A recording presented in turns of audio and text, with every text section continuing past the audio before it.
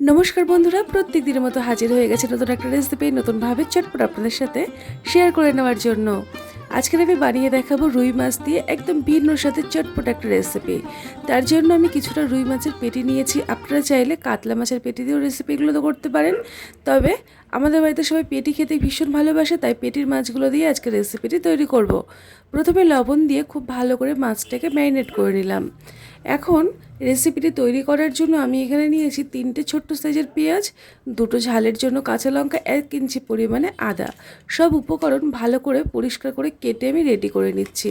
এখন কোনো রকম জল ছাড়া এটাকে মিহি করে বেটে নেব। আজকে রেসিপিটি তৈরি করার জন্য বিশেষ কোনো মশলার প্রয়োজন পড়বে না। এই সামান্যটুকু মশলা দিয়ে আজকের আমি রেসিপিটি তৈরি করে নেব। এদিকে কড়াইতে রিফাইন তেল খুব ভালো করে গরম করে নেব। আজকে যে মাছের রেসিপিটি তৈরি করব তার জন্য রিফাইন তেল প্রয়োজন। আপনারা চাইলে সরষের তেলেও করতে পারেন। তেলটাকে খুব ভালো করে গরম করে নিতে হবে, না হলে কিন্তু মাছগুলো কড়াইয়ের নিচে লেগে যাওয়ার সম্ভাবনা থাকবে। তো আমি এখানে দেখুন তেলটাকে গরম করে একে একে মাছগুলোকে উল্টে পাল্টে ভেজে নেব। চেষ্টা করবেন মিডিয়াম টু হাই ফ্লেমে রেখে মাছগুলোকে ভাজতে। খুব একটা কড়া করবেন না, তাহলে কিন্তু রেসিপিটি অতটাও ভালো লাগবে না। তো আমি এখানে দেখুন মাছের একটা সাইড ভাজা যেহেতু হয়ে গেছে, উল্টে দিলাম, দিয়ে আরও একটা সাইড ভালো করে ভেজে আমি সমস্ত মাছগুলোকে একটা আলাদা পাত্রে তুলে রেখে দিলাম। একই তেলের মধ্যে বাকি মাছগুলো একই রকম পদ্ধতিতে ভেজে নেব। খাই খাই অনুর রান্নাঘরের প্রত্যেকটি রেসিপি হয় এই রকম সহজ সরল সাধারণ। আপনারা চাইলে কিন্তু চ্যানেলটিকে সাবস্ক্রাইব করে নিতে পারেন এই রকমই নিত্য নতুন নানা রকম রেসিপি পাওয়ার জন্য। তো দেখুন মাছগুলোকে আমার একে একে ভাজা যেহেতু হয়ে গেছে, এগুলোকেও কিন্তু তুলে সাইডে রেখে দিতে হবে। রেসিপিটি দেখার পরে সবার শেষে যদি ভালো লাগে তাহলে প্লিজ একটা লাইক দিয়ে সাথে থাকবেন। ওই তেলের মধ্যে আমি দিয়ে দেবো, এই দেখুন মাছগুলোকে আমি রেডি করে নিলাম। এখন ওই তেলের মধ্যে 1 চামচ পরিমাণে ঘি অ্যাড করলাম, করে একটু তেলটাকে ভালো করে গরম করে নেব। তারপরে গোটা গরম মশলা, তেজপাতা আর দিয়ে দিলাম গোটা জিরে। ফোড়নে ভালো করে একটু কিন্তু ভেজে নিতে হবে। খুব সুন্দর একটা ফোড়ন ভাজার গন্ধ বেরোলে তারপরে আগের থেকে পেস্ট করে রাখা আদা, কাঁচা লঙ্কার পেঁয়াজ দিয়ে দিলাম। চেষ্টা করবেন পেঁয়াজ আর কাঁচা লঙ্কা এই মশলাটাকে একটু সময় নিয়ে ভালো করে ভেজে নেওয়ার। যখনই দেখবেন ভাজাটা ভালো হবে, তেলটা কিন্তু সুন্দরভাবে বেরিয়ে আসবে। এখন আমি এর মধ্যে অল্প একটু চিনি অ্যাড করলাম কালার এবং সুন্দর একটা স্বাদের জন্য। এর মধ্যে দিয়ে দেবো একে একে অল্প একটু জিরে গুঁড়ো, অল্প একটু ধনে গুঁড়ো। এই রান্নাতে কোনো রকম হলুদ গুঁড়ো ব্যবহার করা চলবে না। এবারে সামান্য পরিমাণে জল দিয়ে মশলাটাকে কষাতে থাকবো যতক্ষণ না মশলাটা খুব ভালোভাবে কষানো হচ্ছে, কাঁচা গন্ধটা কেটে যাচ্ছে। এখন আমি এর মধ্যে আগের থেকে ভেজে রাখা মাছগুলোকে দিয়ে দিচ্ছি। একটু সাবধানের সাথে উল্টে পাল্টে নেবেন যেন ভেঙে না যায়। আমিও একটু সাবধানের সাথে জাস্ট একটু মশলাগুলো মাছের গায়ে লাগিয়ে দিলাম। এখন এর মধ্যে দিয়ে দিতে হবে ছোট্ট কাপের 1 কাপ পরিমাণে দুধ। আমি এখানে দুধটাকে আগের থেকে জাল দিয়ে রেখেছিলাম, আপনারা চাইলে কাঁচা দুধও ব্যবহার করতে পারেন। তারপরে 1 বাটি পরিমাণে জল। রেসিপিটি মোট কথা তৈরি করতে যেমন গ্রেভি আমার প্রয়োজন ঠিক তেমনই আমি কিন্তু জল অ্যাড করলাম। তো দেখুন জলটাকে দিয়ে ভালো করে সব কিছুর সাথে এইভাবে মিশিয়ে নিতে হবে।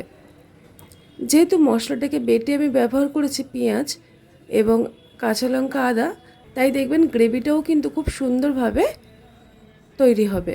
স্বাদ মতো লবণ দিয়ে সব কিছুকে ভালো করে আমি সাইজ করে নিলাম। আর 2টো কাঁচা লঙ্কা মাঝখান থেকে মানে একটু ফালি করে দিয়েছিলাম, আর আরেকটা কাঁচা লঙ্কা হাত দিয়ে ফাটিয়ে দিলাম। এই কাঁচা লঙ্কার দেখবেন খুব সুন্দর একটা ফ্লেভার থাকে, ওটা দুর্দান্ত লাগে। আর ঝালের জন্য আমি এখানে অল্প একটু লাল লঙ্কার গুঁড়ো সবার শেষে দিয়ে দিলাম। আপনারা কিন্তু মনে করছেন হয়তো এটা কাশ্মীরি, কিন্তু একদমই নয়, আমি জাস্ট ঝালের জন্য লঙ্কাটা ব্যবহার করলাম। এখন ঢাকনা দিয়ে 2 থেকে 3 মিনিট আমি ফুটিয়ে নেব।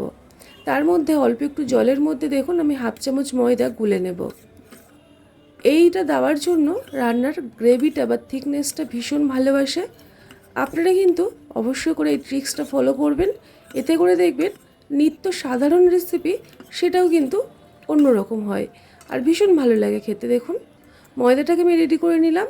এদিকে ঝোলটা কিন্তু ফুটে আগের তুলনায় বেশ ভালো একটা কালার নিয়ে এসছে। আপনারা দেখে বুঝতে পারছেন মাছের কালারগুলো কত সুন্দর হয়েছে, আর রেসিপির কালারটাও কিন্তু খুব ভালো লাগছে। এখন আমি এর মধ্যে দিয়ে দেব আগের থেকে রেডি করে রেখেছিলাম কিছুটা গুঁড়ো গরম মশলা। আমি এখানে শাহি গরম মশলা ব্যবহার করছি। এই রান্নাটাতে একটু অন্যরকম ফ্লেভার আনার জন্য শাহি গরম মশলাটা ব্যবহার করবেন। তারপরে যে ময়দাগুলো যে জলটা রেখেছিলাম ওটাকে দিয়ে দেব। যখন ময়দাগুলোর জলটা রেসিপিতে অ্যাড করবেন তখন চেষ্টা করবেন গ্যাসের ফ্লেমটাকে জোরে রাখতে, মানে ঝোলটা যেন ফুটতে থাকে, কম আঁচে দিয়ে মানে দেবেন না, তাতে করে জিনিসটা তাড়াতাড়ি মানে মিশবে না কিন্তু। তো আমি এখানে সব কিছুকে ভালো করে সেট করে ঢাকনা দিয়ে আরও 1 থেকে 1.5 মিনিট ফুটিয়ে নিয়েছি।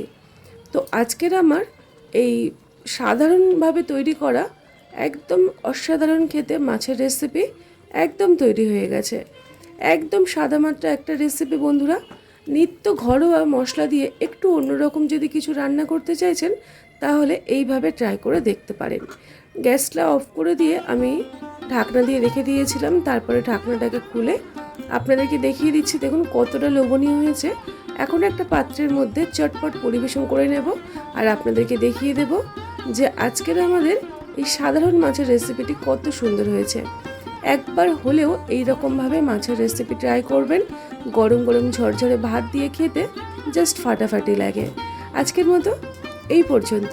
তার মধ্যে সবাই ভালো থাকবেন আর সুস্থ থাকবেন। আবারও দেখা হচ্ছে নতুন একটা রেসিপি নিয়ে। টাটা।